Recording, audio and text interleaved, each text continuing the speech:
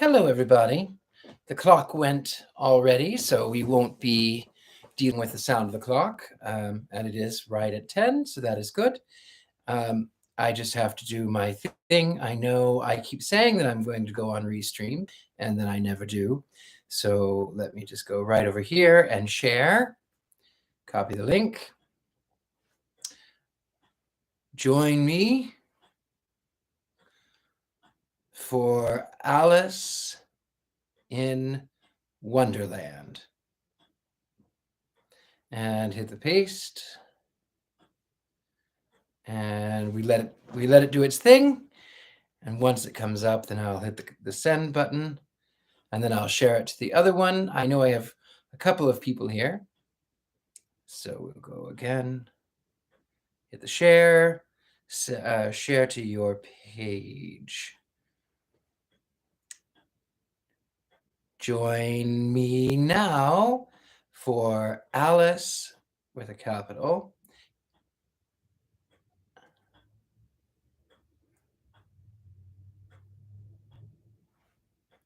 Okay. Oh,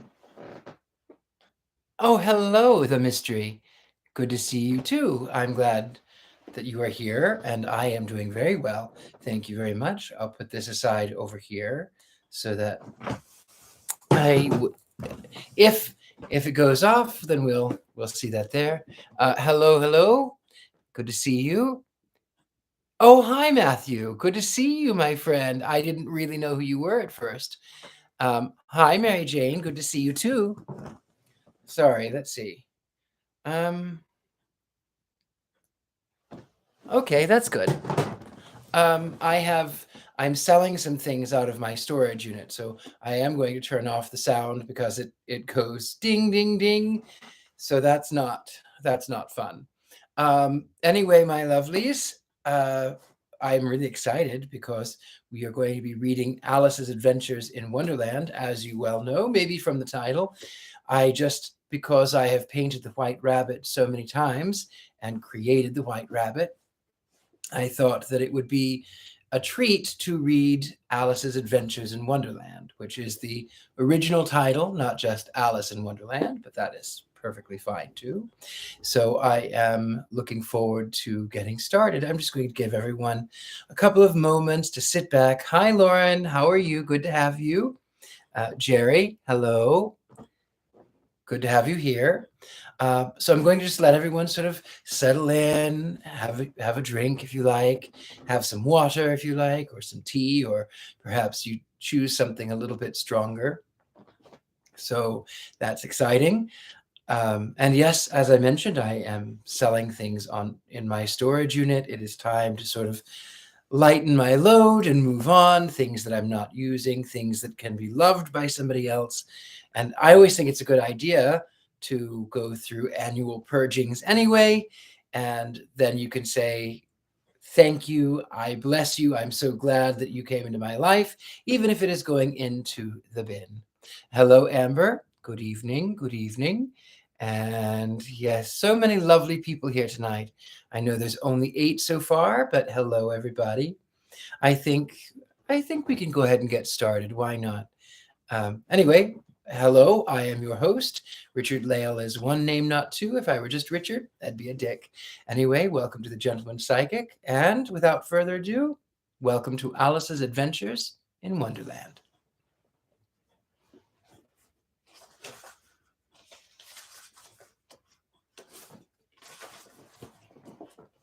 Chapter 1.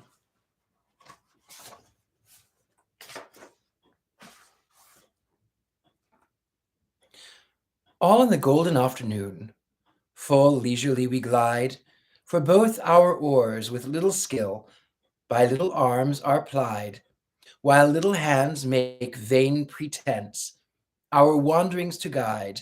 Ah, cruel three, in such an hour, beneath such dreamy weather, to beg a tale of breath too weak to stir the tiniest feather. Yet what can one poor voice avail against 3 tongues together?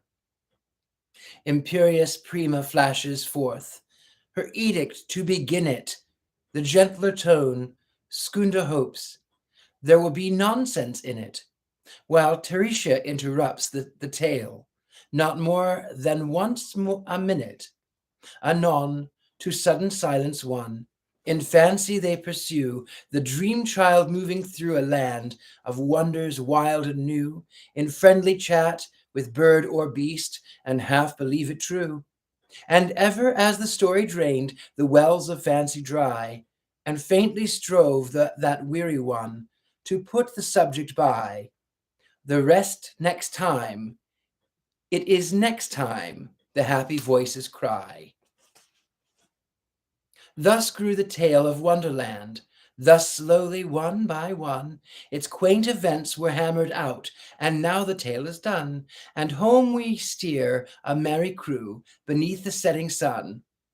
Alice, a childish story take, and with gentle hand lay it where childhood's dreams are twained, in memory's mystic band, like pilgrim's withered wreath of flowers, plucked in a far-off land.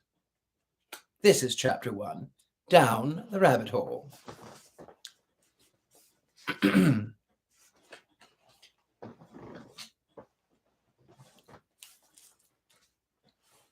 Alice was beginning to get very tired of sitting by her sister on the bank, and of having nothing to do.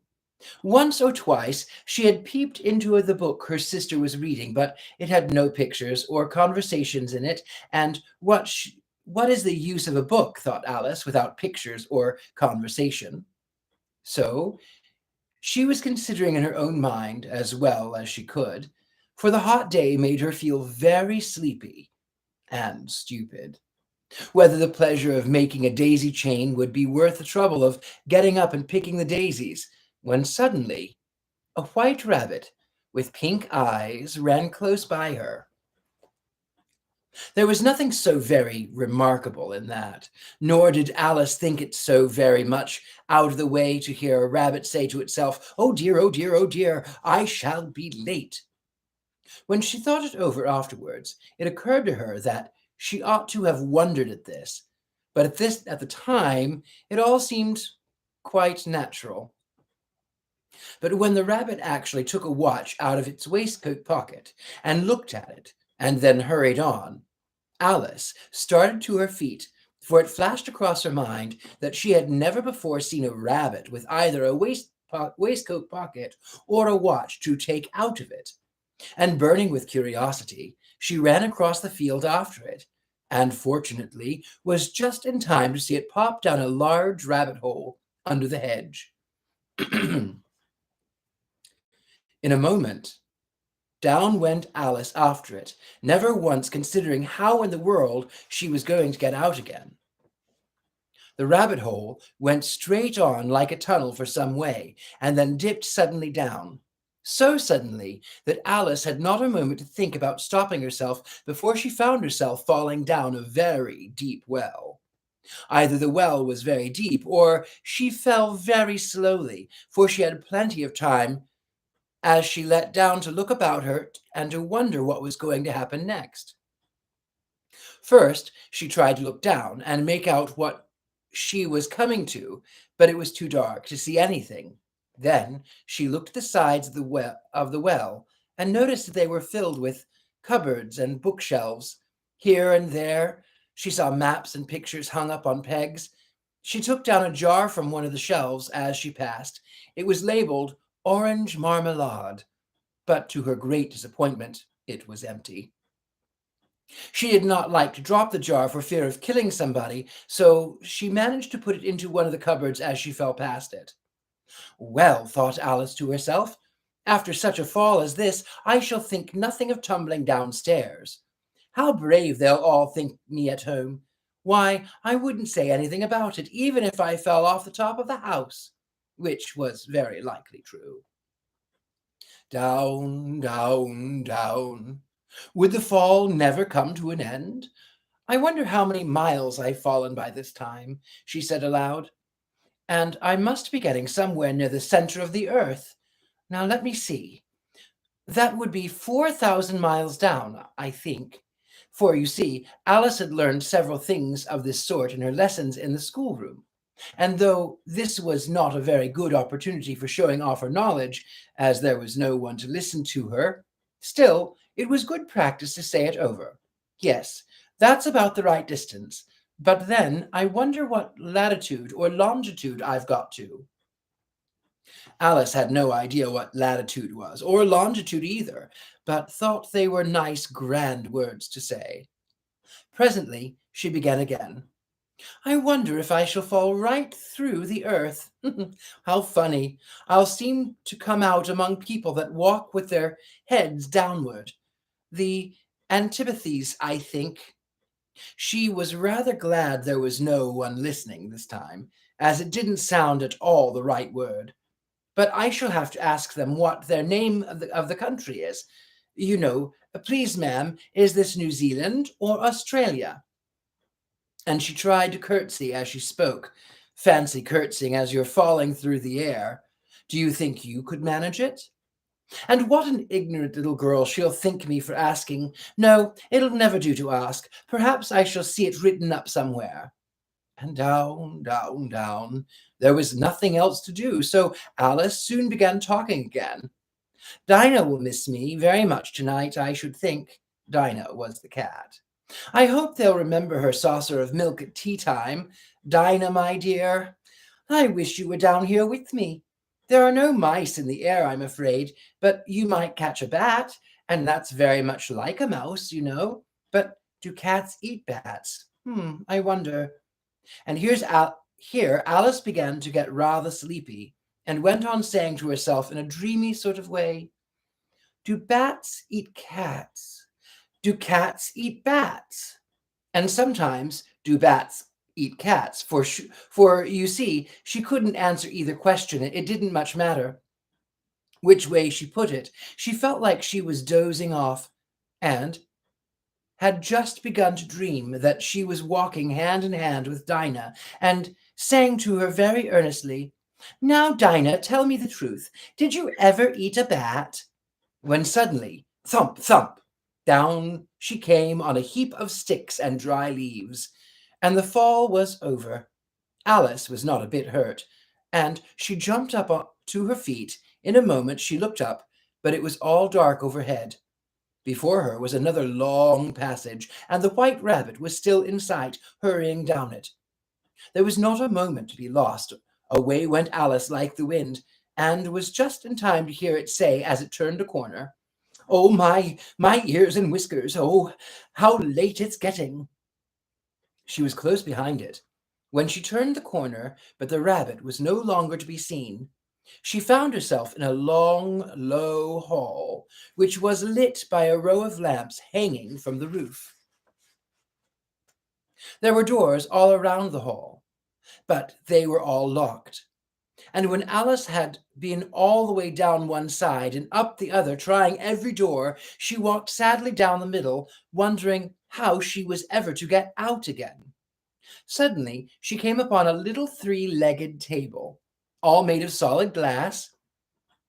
There was nothing on it except a tiny golden key, and Alice's first thought was that it might belong to one of the doors of the hall, but alas, either the locks were too large or the key was too small. But at any rate, it would not open any of them. However, on the second time round, she came upon a low curtain she had not noticed before, and behind it was a little door about 15 inches high. She tried the little golden key in the lock, and to her great delight, it fitted. Alice opened the door and found that it led into a small passage not much larger than a rat hole. She knelt down and looked along the passage into the loveliest garden you ever saw. How she longed to get out of that dark hall and wander about among those beds of bright flowers and those cool fountains. But she could not even get her head through the doorway. And even if my head would go through, thought poor Alice, it would be of very little use with my shoulders. Oh, how I wish I could shut up like a telescope. I think I could, if only I knew how to begin. For you see, many out-of-the-way things had happened lately that Alice had begun to think that very few things indeed were really impossible. There seemed to be no use in waiting by a little door, so she went back to the table, half hoping she might find another key on it, or at any rate a book of rules for shutting people up like telescopes. This time she found a little bottle on it, which certainly was not there before, said Alice, and round the neck of the bottle was a paper label with the words, "Drink me," beautifully printed on it in large letters. It's all very well to say, "Drink me," but the wise little Alice was not going to do that in a hurry. "No, I'll look first," she said, "and see whether it's marked poison or not." For she had read several nice little histories about children who got burnt and eaten up by wild beasts and other unpleasant things, all because they would not remember the simple rules of their friends had taught them, such as that a red-hot poker will burn you if you hold it too long, and that if you cut your finger very deeply with a knife, it usually bleeds, and she had never forgotten that if you drink much from a bottle marked poison, it is almost certain to disagree with you sooner or later. However, this bottle was not marked poison, so Alice ventured to taste it, and finding it very nice, it had, in fact, a sort of mixed flavor of cherry tart, custard pineapple, roast turkey, toffee, and hot buttered toast. She very soon finished it off. What a curious feeling," said Alice. I must be shutting up like a telescope." And so it was indeed. She was now only 10 inches high, and her face brightened up as the thought she was now the right size for going through the little door into the lovely garden. First, however, she waited for a few minutes to see if she was going to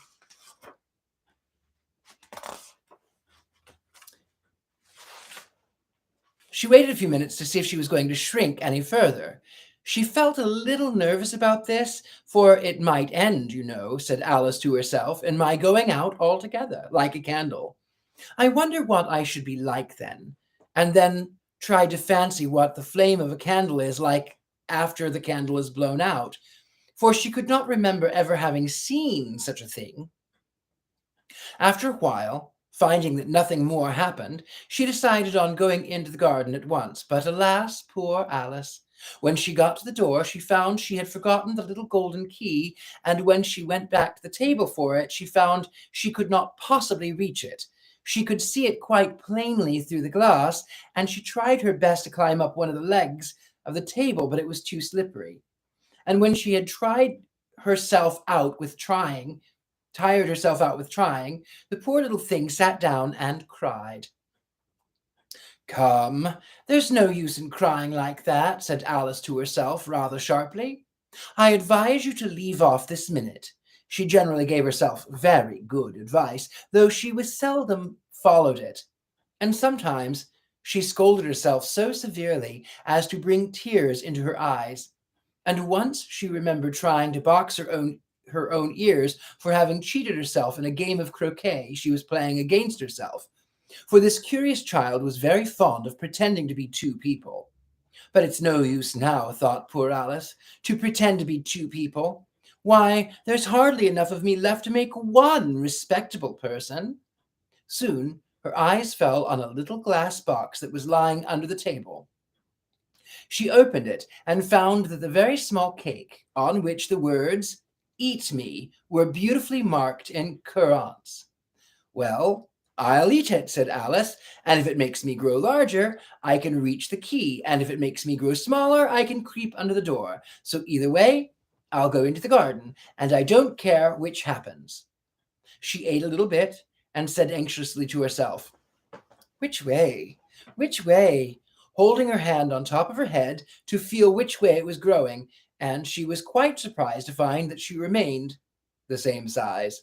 To be sure, this generally happens when one eats cake, but Alice had got so much into the way of expecting nothing but out-of-the-way things to happen, that it seemed quite dull and stupid for life to go on in the common way.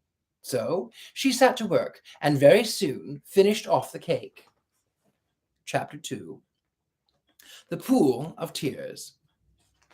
Curiouser and curiouser, cried Alice. She was so much surprised that for the moment she quite forgot how to speak good English. Now I'm opening out like the largest telescope that ever was. Goodbye, feet. For when she looked down at her feet, they seemed to be almost out of sight. They were getting so far off. Oh, my poor little feet, I wonder who will put on your shoes and stockings for you now, dears. I'm sure I shan't be able. I shall be a great deal too far off to trouble myself about you. You must manage the best way you can. But I must be kind to them, thought Alice, or perhaps they won't walk the way I want to go. Let me see. I'll give them a new pair of boots every Christmas. And she went on, planning to herself how she would manage it. They must go by carrier, she thought, and how funny it'll seem sending presents to one's own feet, and how odd the directions will look. Alice's right foot, Esquire hearthrug, near the fender, with Alice's love. Oh dear, what nonsense I'm talking. Just then her head struck against the roof of the hall. In fact, she was now more than 9 feet tall, and she at once took up the little golden key and hurried off to the garden door. Poor Alice! It was as much as she could do, lying down on one side to look through into the garden with her one eye. But to get through was more hopeless than ever. She sat down and began to cry again. "Oh, you should be ashamed of yourself," said Alice. "A great girl like you," she might well say this, "to go on crying in this way. Stop this moment, I tell you."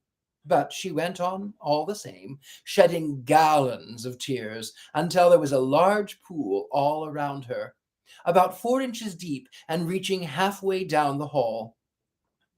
After a time, she heard a little pattering of feet in the distance, and she hastily dried her eyes to see what was coming.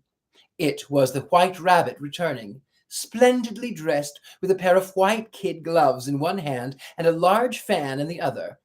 He came trotting along in a great hurry, muttering to himself as he came, "Oh, the Duchess, the Duchess! Oh, won't she be savage if I kept her waiting?" Alice felt so desperate that she was ready to ask of help of anyone. So, when the rabbit came near her, she began in a low, timid voice, "If you please, sir." The rabbit started violently, dropped the white kid gloves and the fan, and scurried away into the darkness as hard as he could go. Alice took up the fan and gloves, and the hall was very hot. She kept fanning herself all the time when she went on talking.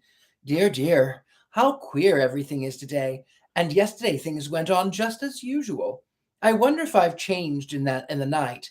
Let me think. Was I the same when I got up this morning? I almost think I can't remember feeling a little different.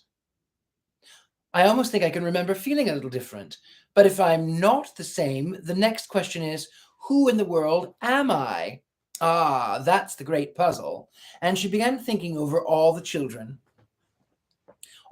she knew that were of the same age as herself, to see if she could have been changed for any of them. "I am sure I'm not Ada," she said, "for her hair goes in such long ringlets, and mine doesn't go in ringlets at all. And I'm sure I cannot be Mabel, for I know all sorts of things, and she knows such very little. Besides, she's she, and I'm I, and oh dear, how puzzling it all is. I'll try. I know all things I used to know. Let me see. 4 times 5 is 12, and 4 times 6 is 13, and 4 times 7 is, oh dear, I shall never get to 20 at this rate. However, the multiplication table doesn't signify. Let's try geography. London is the capital of Paris, and Paris is the capital of Rome, and Rome. No, that's all wrong. I'm certain I must have been changed for Mabel.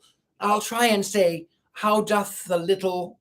And she crossed her hands on her lap as she were saying lessons and began to repeat it. But her voice sounded hoarse and strange, and the words did not come out the same as they used to. How doth the little crocodile improve his shining tail, and pour the waters of the Nile on every golden scale? How cheerfully he seems to grin, how neatly spread his claws, and welcome little fishes in with gently smiling jaws. I'm sure those are not the right words, said poor Alice, and her eyes filled with tears again as she went on. I must be Mabel after all, and I shall have to go on and live in that poky little house and have next to no toys to play with, and oh, ever so many lessons to learn. No, I've made up my mind about it. If I'm Mabel, I'll stay down here. It'll be no use their putting their heads down and saying, Come up again, dear. I shall only look up and say, Who am I then? Tell me that first, and then, if I like being the person, I'll come up. If not, I'll stay down here till I'm somebody else. But oh dear, cried Alice with a sudden burst of tears. I do wish they would put their heads down here. I'm so very tired of being alone here. As she said this, she looked down at her hands and was surprised to see that she had put on one of the rabbit's little white kid gloves while she was talking. How can I have done that? She thought. I must be growing small again. She got up and went to the table to measure herself by it, and found that, as nearly as she could guess, she was now about 2 feet high, and was going on shrinking rapidly. She soon found out that the cause of this was the fan she was holding, and she dropped it hastily, just in time to avoid shrinking away altogether. That was a narrow escape, said Alice, a good deal frightened at the sudden change, but very glad to find herself still in existence. And now for the garden. And she ran with all her speed back to the little door, but alas, the little door was shut again, and the little golden key was lying on the glass table as before. And things are worse than ever, thought that poor child, for I never was so small as this before, never, and I declare too bad that it is. As she said these words, her foot slipped, and in another moment, splash, she was up to her chin in salt water. Her first idea was that she had somehow fallen into the sea, and in that case I can go back by railway, she said to herself. Alice had been to the seaside once in her life, and had come to the general conclusion that wherever you go to the English coast, you find a number of bathing machines in the sea, some children digging in the sand with wooden spades, then a row of lodging houses, and behind them a railway station. However, she soon made out that she was in a pool of tears which she had wept when she was 9 feet high. I wish I hadn't cried so much, said Alice. She swam about trying to find her way. I shall be punished for it now, I suppose, by being drowned in my own tears. That will be queer a thing, to be sure. However, everything is queer today. Just then she heard something splash about in the pool a little way off, and she swam nearer to make out that it was. At first she thought it must be a walrus or a hippopotamus, but then she remembered how small she was, and she soon made out that it was only a mouse that was slipped in like herself. Would it be of any use now, thought Alice, to speak to this mouse? Everything is so out of the way down here that I should think very likely it can talk. At any rate, there's no harm in trying. So she began. Oh, mouse, do you know the way out of this pool? I am very tired of swimming about here, oh, mouse. Alice thought this must be the right way of speaking to a mouse. She had never done such a thing before, but remembered having seen it in her brother's Latin grammar. A mouse, of a mouse, to a mouse, oh mouse.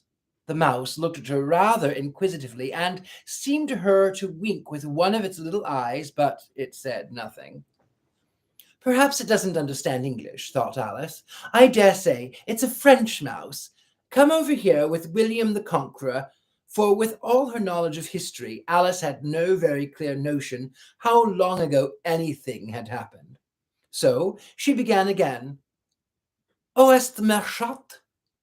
Which was the first sentence in her French lesson book. The mouse gave a sudden leap out of the water, and seemed to quiver all over with fright. "Oh, I beg your pardon," cried Alice hastily, afraid that she had hurt the poor animal's feelings. "I forgot you don't like cats." "Not like cats!" cried the mouse in a shrill, passionate voice. "Would you like cats if you were me?" "Well, perhaps not," said Alice in a soothing tone. "Don't be angry about it. And yet I wish I could show you our dear cat Dinah. I think you'd take a fancy to cats if you could only see her. She is such a dear, quiet thing," Alice went on, half to herself, as she swam lazily about the pool. "And she sits purring so nicely by the fire, licking her paws and washing her face, and she is such a very nice, soft thing to nurse. And she's such a capital one for catching mice." "Oh, I beg your pardon," cried Alice again, for this time the mouse was bristling all over, and she felt certain it must be really offended. "Oh, we won't talk about her any more if you'd rather not." "We, indeed," cried the mouse, who was trembling down into the end of his tail. "As if I would talk on such a subject. Our family always hated cats. Nasty, low, vulgar things. Don't let me hear the name again." "I won't indeed," said Alice, in a great hurry to change the subject of conversation. "Are you fond of dogs?" The mouse did not answer, so Alice went on eagerly. "There is such a nice little dog near our house. I should like to show you. A little bright-eyed terrier, with, oh, such long curly brown hair, and it'll fetch things when you throw them, and it'll sit up and beg for its dinner, and all sorts of things. I can remember half of them, and it belongs to a farmer, and he says it's so useful. It's worth £100. He says it kills all the rats, and oh dear," cried Alice in a sorrowful tone, "I'm afraid I've offended it again." For the mouse was swimming away from her as hard as he could go, and making quite a commotion in the pool as it went. So she called softly after it, "Mouse dear, do come back again, and we won't talk about cats or dogs either, if you don't like them." When the mouse heard this, it turned around and swam slowly back to her. Its face was quite pale, with passion, Alice thought, and it said in a low, trembling voice, "Let us get to shore, and then I'll tell you my history, and you'll understand why it is that I hate cats and dogs." It was a high time to go, for the pool was getting quite crowded with the birds and animals that had fallen into it. There was a duck and a dodo and a lory and an eaglet and several other curious creatures. Alice led the way, and the whole party swam to shore. Chapter 3. A Caucus Race and a Long Tail. They were indeed a queer-looking party that assembled on the bank, the birds with draggled feathers, the animals with their fur clinging close to them, and all dripping wet, cross and uncomfortable. The first question, of course, was how to get dry again. They had a consultation about this, and after a few minutes it seemed quite natural to Alice to find herself talking familiarly with them, as she had known them all her life. Indeed, she had quite a long argument with a lory, who had last turned sulky, and would only say, "I am older than you, and must know better." And this Alice would not allow without knowing how old it was, and, as the lory positively refused to tell its age, there was no more to be said. At last, the mouse, who seemed to be a person of authority among them, called out, "Sit down, all of you, and listen to me. I'll soon make you dry enough." They all sat down at once in a large ring with the mouse in the middle. Alice kept her eyes anxiously fixed on it, for she felt sure she would catch a bad cold if she did not get very dry soon. "Ahem," said the mouse with an important air. "Are you all ready? This is the driest thing I know. Silence all around, if you please. William the Conqueror, whose the cause was favoured by the Pope, was soon submitted to by the English, who wanted leaders and had been of late much accustomed to usurpation and conquest, Edwin and Morcar, the Earls of America and Northumbria. Ugh, said the Lorry with a shiver. I beg your pardon, said the Mouse, frowning, but very politely. Did you speak? Oh, not I, said the Lorry hastily. I thought you did, said the Mouse. I proceed. Edwin and Morcar, the Earls of America and Northumbria, declared for him, and even Stigand and the patriotic Archbishop of Canterbury found it advisable. Found what? Said the Duck. Found it, the Mouse replied rather crossly. Of course you know what it means. I know what it means well enough. When I find a thing, said the Duck, it's generally a frog or a worm. The question is, what did the Archbishop find? The Mouse did not notice this question, but he hurriedly went on. Found it advisable to go with Edgar Atheling to meet William and offer him the crown. William's conduct at first was moderate, but the insolence of his Normans. How are you getting on now, my dear? It continued, turning to Alice as it spoke. As wet as ever, said Alice in a melancholy tone. It doesn't seem to dry me at all. In that case, said the Dodo solemnly, rising to its feet, I move that the meeting adjourn for the immediate adoption of a more energetic remedies. Speak English, said the Eaglet. I don't know the meaning of half those long words, and, what's more, I don't believe you do either. And the Eaglet bent down its head to hide a smile. Some of the other birds tittered audibly. What I was going to say, said the Dodo in an offended tone, was that the best thing to get us dry would be a caucus race. What is a caucus race? Said Alice. Not that she wanted much to know, but the Dodo had paused as if it thought that somebody ought to speak, and no one else seemed inclined to say anything. Why, said the Dodo, the best way to explain it is to do it. And as you might like to try the thing yourself some winter day, I will tell you how the Dodo managed it. First, it marked out a race course in a sort of circle. The exact shape doesn't matter, it said. And then all the party were placed along the course here and there. There was no 1, 2, 3 and away, but they began running when they liked, and left off when they liked, so that it was not easy to know when the race was over. However, when they had been running half an hour or so, and were quite dry again, the Dodo suddenly called out, The race is over, and they all crowded round it, panting and asking, But who has won? The question the Dodo could not answer without a great deal of thought, and it sat for a long time with one finger pressed on its forehead. The position in which you usually see Shakespeare in the pictures of him. While the rest waited in silence, at last the Dodo said, Everybody has won, and all must have prizes. But who is to give the prizes? Quite a chorus of voices asked. Why, she, of course, said the Dodo, pointing to Alice with one finger, and the whole party at once crowded around her, calling out in confused way, Prizes, prizes.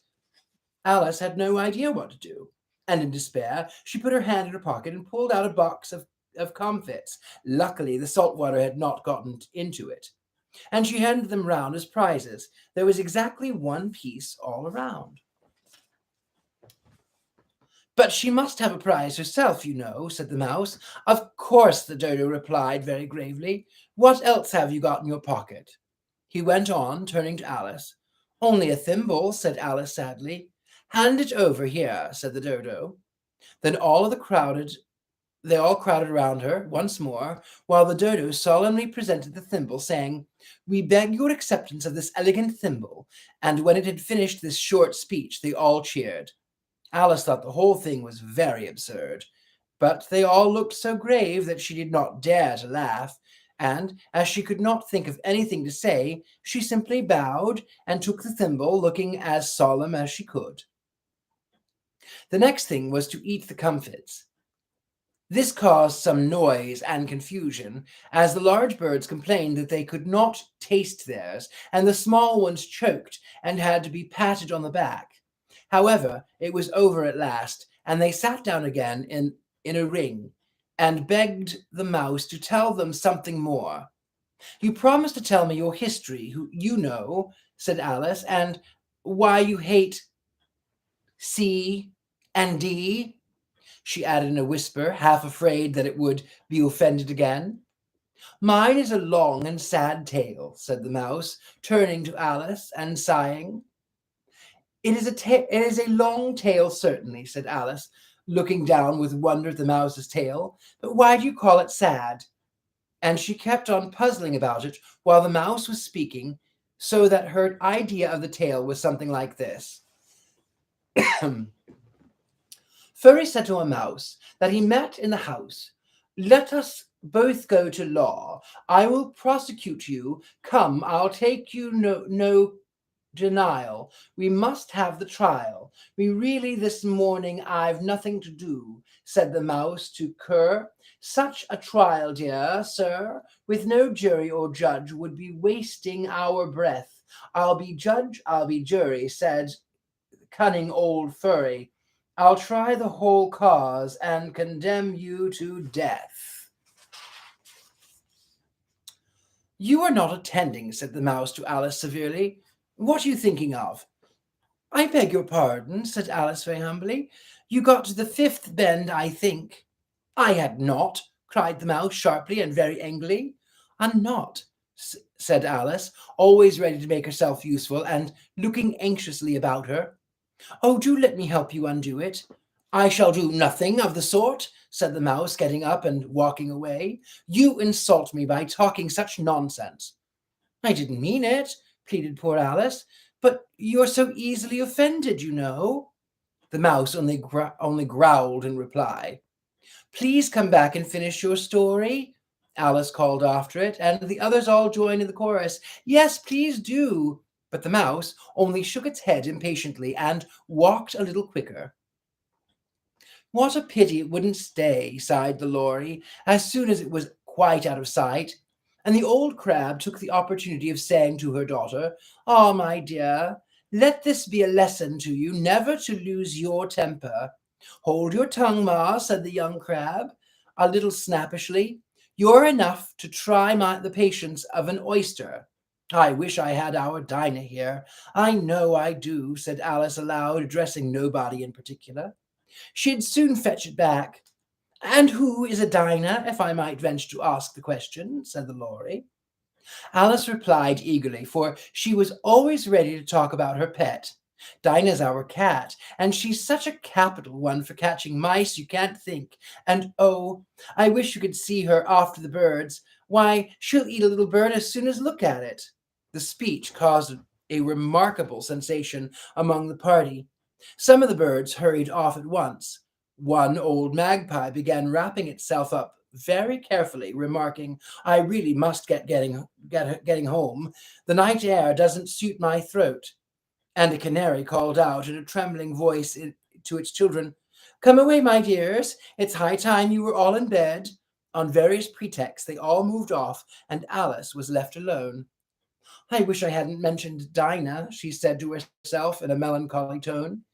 Nobody seems to like her down here, and I'm sure she's the best cat in the world. Oh, my dear Dinah, I wonder if I shall ever see you any more. And here poor Alice began to cry again. She felt very lonely and low-spirited.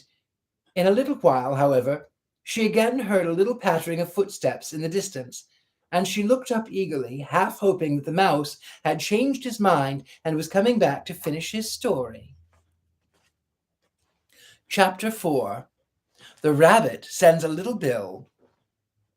It was the White Rabbit trotting slowly back again and looking anxiously about as it went, as if it had lost something, and she remembered, muttering to itself, the Duchess, oh my dear paws, oh my fur and whiskers, she'll have me executed, as sure as ferrets are ferrets.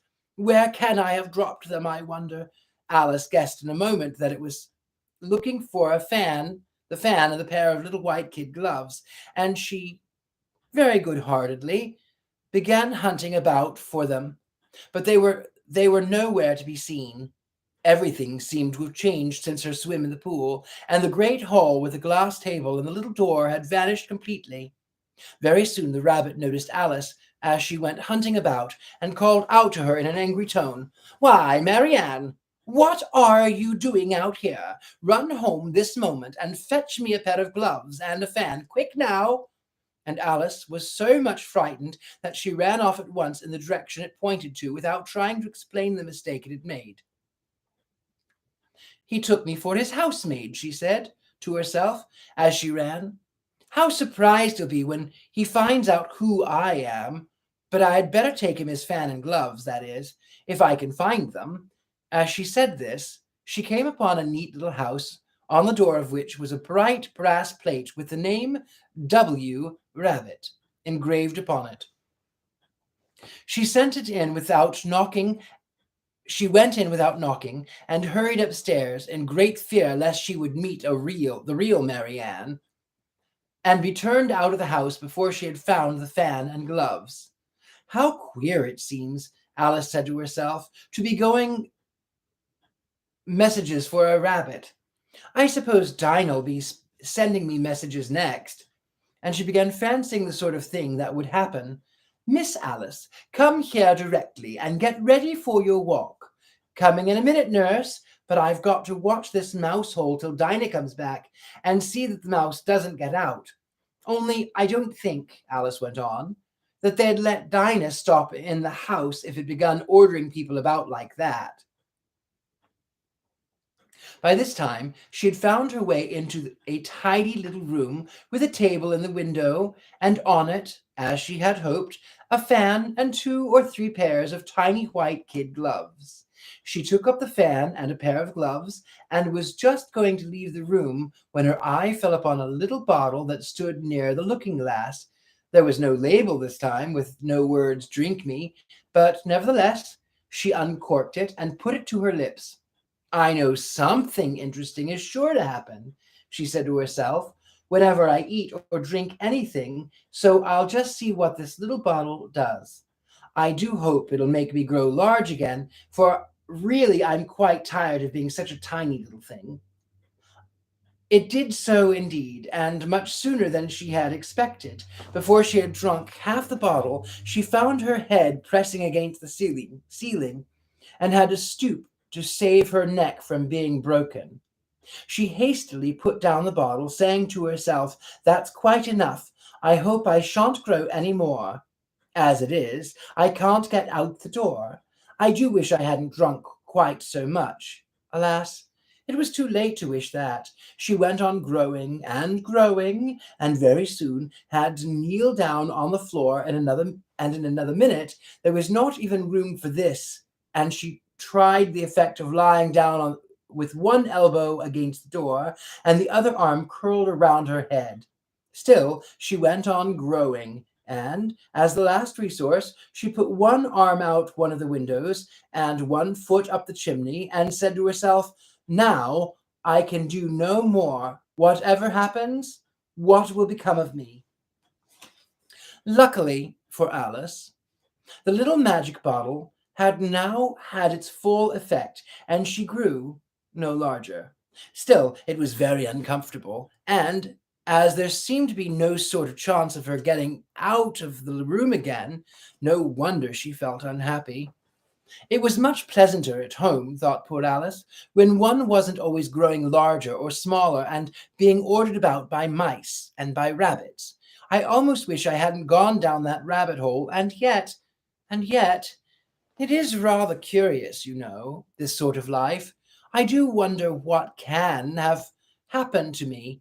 When I used to read fairy tales, I fancied that kind of thing never happened, and now here I am in the middle of one. There ought to be a book written about me. That there ought. And when I grow up, I'll write one, but I'm grown up now, she added in a sorrowful tone. At least there's no room to grow up any more here. But then, thought Alice, shall I never get any older than I am now?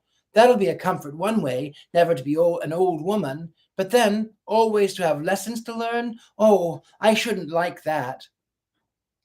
"Oh, you foolish Alice," she answered herself.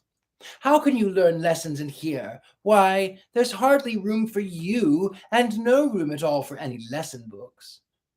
And so she went on, taking first one side and then the other, and making quite a conversation of it altogether. But after a few minutes she heard a voice outside and stopped to listen. "Marianne, Marianne," said the voice, "fetch me my gloves this moment." Then came the little pattering of feet on the stairs. Alice knew it was the White Rabbit coming to look for her, and she trembled till she shook the house, quite forgetting that she was now about 1,000 times as large as the rabbit, and had no reason to be afraid of it.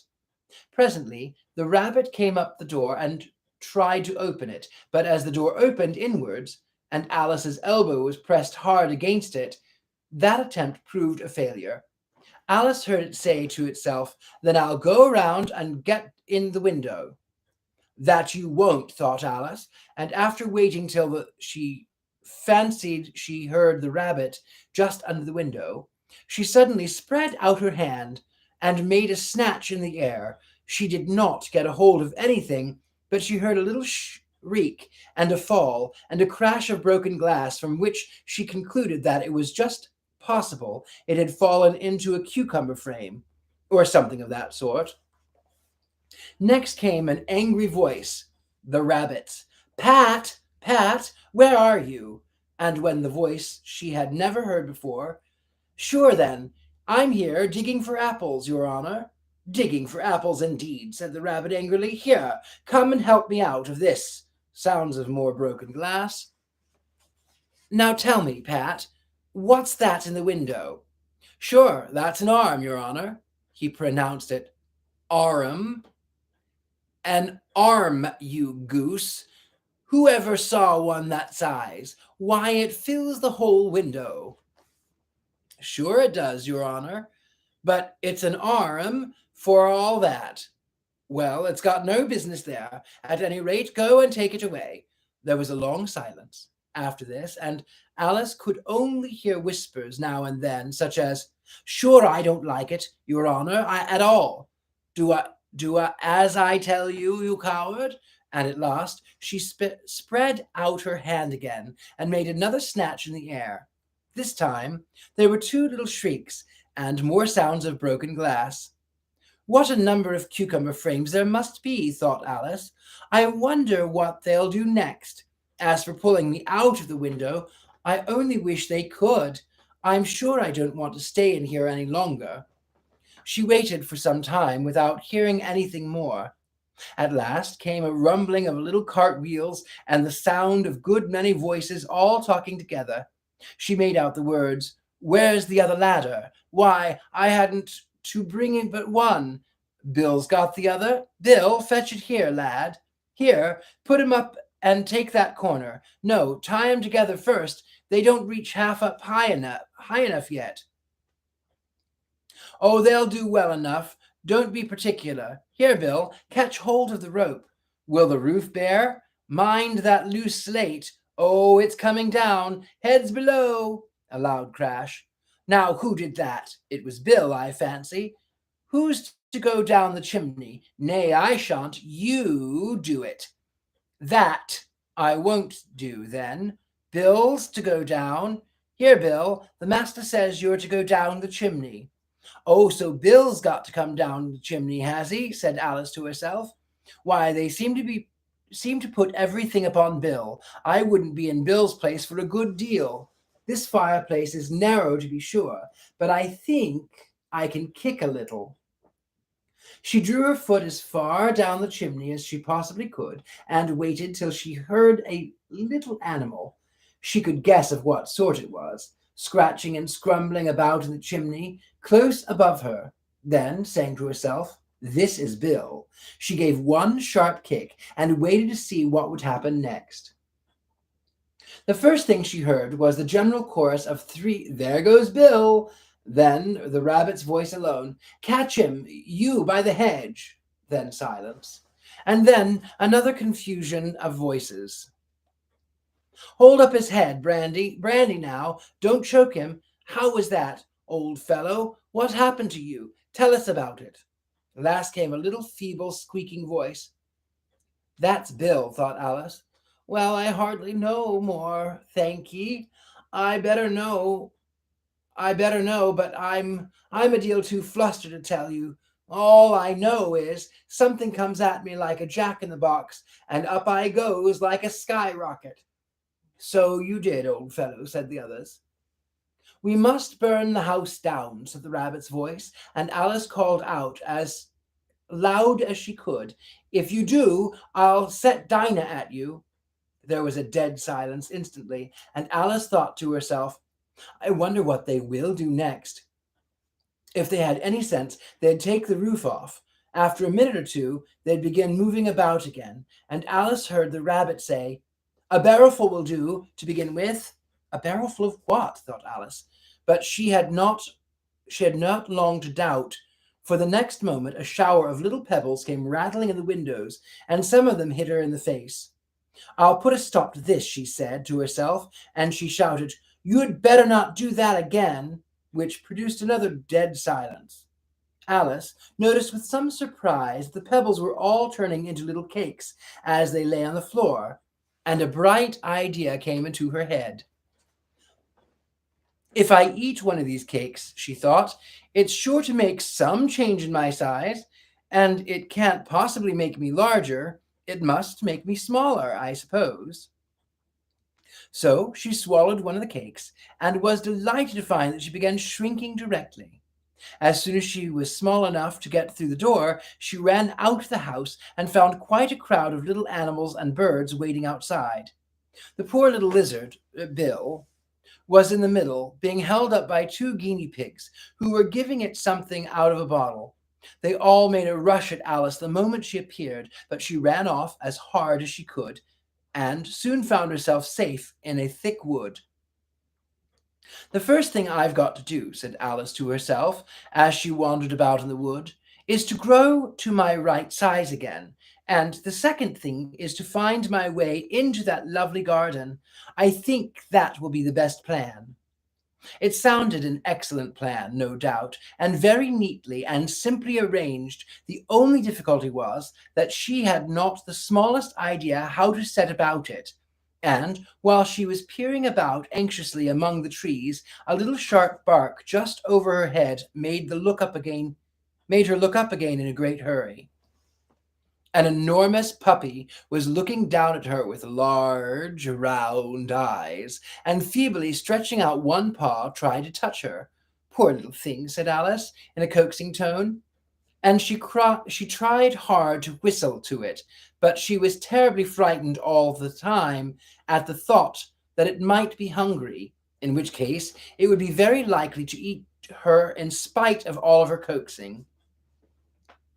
Hardly knowing what she did, she picked up a little bit of a stick and held it out to the puppy, whereupon the puppy jumped into the air off all its feet at once, with a yelp of delight, and rushed the stick, and made believe to worry it. Then Alice dodged behind a great thistle, to keep herself from being run over, and the moment she appeared on the other side, the puppy made another rush at the stick, and tumbled head over heels in its hurry to get a hold of it. Then Alice, thinking it was very likely having a game of play with a cart horse, and expecting every moment to be trampled under its feet, ran round the thistle again.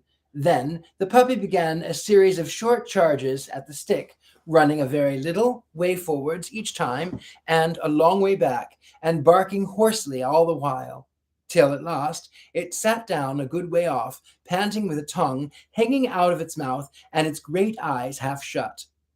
This seemed to Alice a good opportunity for making her escape, so she set off at once, and ran till she was quite tired and out of breath, and till the puppy's bark sounded quite faint in the distance.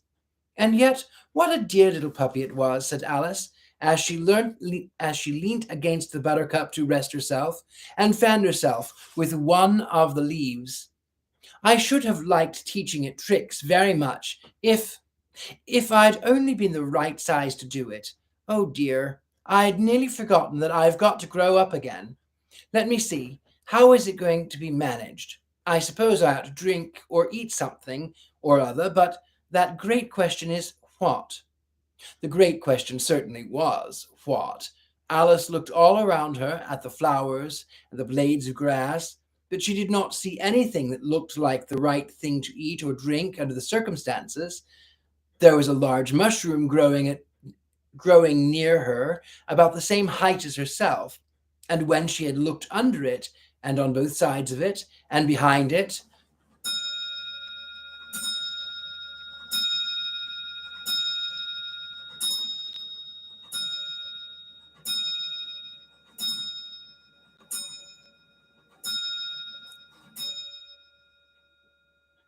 it occurred to her that she might well look and see what was on top of it.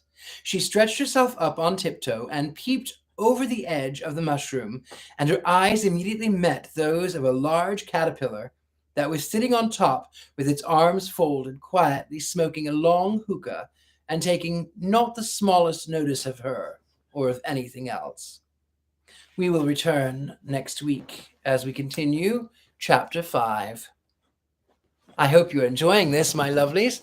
Let me just go through and see who is here. Okay. I didn't say hello to Catherine. Hello, Catherine. Hello, Enoch Dark. Saveda, very good. Daniel 213. Joan Benson, good to see you. Lauren Priest, hello. I'm glad you're here. Raven Delaney, Trust the Cloud, hello. Oceanus, hello. Violet Celine. Tushar Masharna, Violet Celine. Yes, thank you. All right, my lovelies, join me tomorrow night for Scared and Alone. We are going to be in Salem, Massachusetts for the Salem, Massachusetts? Yes, I think so. For the John Proctor House. So you want to see us here, 10 p.m. Eastern Time in New York, 9 Central, 8 p.m. Pacific Coast Time, I believe. So find out where you are, and 10 p.m. Eastern Time is what we're going to be doing. Once again, thank you to everyone who spent the evening listening to Storytime. Thank you for all of my supporters. If you'd like to support the channel and it's not going to harm you, it does help out tremendously. But if you can't, that's okay. Likes, comments, shares, those always help out too. And I am here because I enjoy doing what I do. So I appreciate you, everyone. And until tomorrow night, I bid you good evening, and I will see you next time. Thank you, everybody. 9 p.m. Eastern. Oh, yeah, sorry, 9 p.m. Eastern tomorrow. Mary Jane says 9 p.m. Yes, we are 9 p.m. tomorrow. 9 p.m. tomorrow. Anyway, I look forward to it. Have a good night. Bye-bye.